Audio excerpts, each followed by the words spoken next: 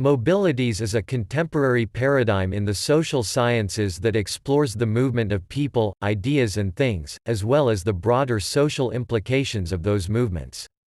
A mobility turn in the social sciences began in the 1990s in response to the increasing realization of the historic and contemporary importance of movement on individuals and society. This turn has been driven by generally increased levels of mobility and new forms of mobility where bodies combine with information and different patterns of mobility.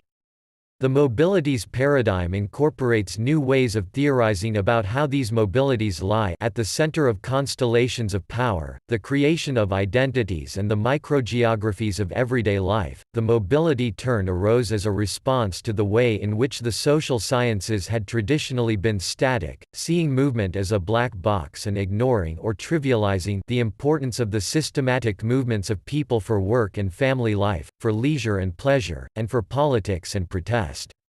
Mobilities emerged as a critique of contradictory orientations toward both sedentarism and deterritorialization in social science. People had often been seen as static entities tied to specific places, or as nomadic and placeless in a frenetic and globalized existence.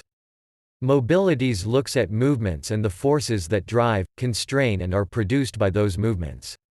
Several topologies have been formulated to clarify the wide variety of mobilities. Most notably, John Urry divides mobilities into 5 types: mobility of objects, corporeal mobility, imaginative mobility, virtual mobility and communicative mobility. Later, Leopoldina Fortunati and Sakari Taipal proposed an alternative typology taking the individual and the human body as a point of reference.